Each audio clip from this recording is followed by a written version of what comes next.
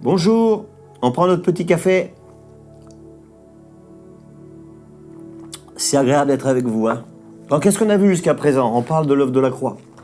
C'est quoi l'œuvre de la croix? Christ est mort, ressuscité pour nous, et c'est pas simplement le fait que nous soyons sauvés, quand nous l'acceptons comme Seigneur et comme Sauveur, c'est aussi qu'il se passe des choses. C'est-à-dire qu'il y a la croix, elle intervient dans notre vie. On a vu ensemble le niveau des pensées. On réalise qu'il y avait plusieurs pensées que nous avions qui ne venaient pas forcément du Seigneur. Et on a vu les différentes sources d'influence. Il y avait la chair, il y avait le diable, il y a aussi Dieu, bien entendu. Il y a aussi l'esprit humain, il y a le passé. Puis on a déjà parlé de tout ça, donc regardez les dernières vidéos, c'est vraiment intéressant. Puis ce que nous étions en train de voir, c'est que nous sommes quand même délivrés de la vaine manière de vivre héritée de nos pères. Et pour continuer, on peut prendre la parole de Dieu. Et on voit que Paul va parler de ceux, à un moment donné, qui ont un voile sur la pensée quand ils lisent les Écritures. On peut lire l'Écriture et ne pas comprendre l'Écriture, figurez-vous. Et la Bible en parle puisqu'elle dit qu'il y a comme un voile. C'est pour ça que nous avons vu jusqu'à maintenant que Dieu se révélait, finalement, le voile est ôté, il se révèle, il se dévoile à nous. Dans 2 Corinthiens 3, au verset 16 et verset 17, il est bien dit « Mais lorsque les cœurs se convertissent au Seigneur, le voile est ôté. » Et ça, c'est un miracle de Dieu. C'est-à-dire que tu abordes Jésus, Jésus se révèle à toi, tu lis la parole d'une nouvelle façon. Avant de le rencontrer, ça peut être un livre fermé, un livre obscurci. Et comme Jésus s'est révélé à toi, alors le voile est ôté. Et verset 17, il dit « Or, le Seigneur, c'est l'Esprit.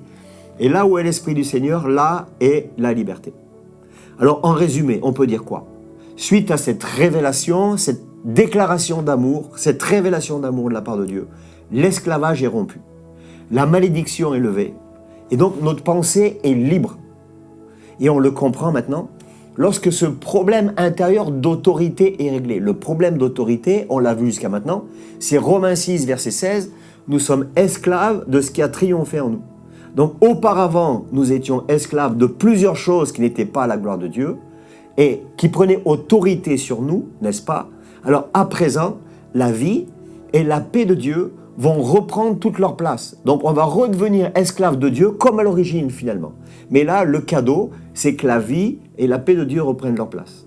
C'est-à-dire que la pensée renouvelée peut alors plus librement traiter intelligemment les directions de l'esprit. Si nous voulons traiter ce que dit le Saint-Esprit, je vous assure, nous courons de graves dangers de confondre les l'émanation de notre propre pensée avec ce que veut dire le Saint-Esprit. J'ai besoin que ma pensée soit renouvelée. J'ai besoin du Saint-Esprit afin que le Saint-Esprit atteste à mon esprit. Dans Philippiens 4, au verset 7, il est dit « Et la paix de Dieu, qui surpasse toute intelligence, gardera vos cœurs et vos pensées en Jésus-Christ. » J'ai bien dit la paix de Dieu qui surpasse toute intelligence. C'est-à-dire, avec ton intelligence, tu peux essayer de comprendre, tu peux essayer d'expliquer. Mais la paix de Dieu, elle est au-delà de ton intelligence. Tu peux être intelligent avec beaucoup de diplômes, tu peux être instruit. Et malgré cela, si tu n'as pas accepté Jésus dans ta vie, tu peux vivre des situations où il y a une confusion incroyable. Alors que une personne avec un peu moins d'intelligence ou d'instruction, simplement qui a donné son cœur à Jésus, et je t'invite à ça si ce n'est pas encore fait, alors c'est cette paix qui vient de Dieu, qui va garder des pensées en Jésus-Christ. Donc notre pensée renouvelée, finalement, ça va être un processus, et ça on le comprend facilement maintenant, tout au long de notre vie chrétienne. Le renouvellement de la pensée, c'est une œuvre de Dieu qui doit être établie. Alors il y a un processus. Le premier point, c'est je dois décider, écoutez bien, je dois décider qui va occuper ma pensée. Nous l'avons vu jusqu'à maintenant. Tu ne peux pas empêcher de penser à certaines choses, mais c'est toi, c'est moi qui vais décider ce qui va occuper mes pensées. Contrairement à ce qu'on a pu vivre jusqu'à maintenant, notre pensée, elle n'est pas autonome. Elle ne subit pas non plus. C'est moi qui vais déterminer ce qui occupe ma pensée. Je le répète, c'est toi, c'est moi, et nous allons déterminer c'est quoi qui occupe ma pensée. Dans Philippiens 4, au verset 8, il dit « Au reste, frères », et là, il y a tout le programme finalement de la vie chrétienne.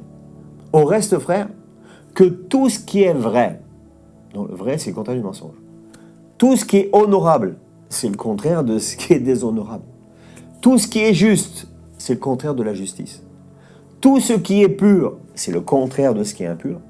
Tout ce qui est aimable, c'est le contraire de ce qui fait la guerre. Tout ce qui mérite l'approbation, ce qui est vertueux et digne de louange soit l'objet de vos pensées. Vous pouvez relire ce verset.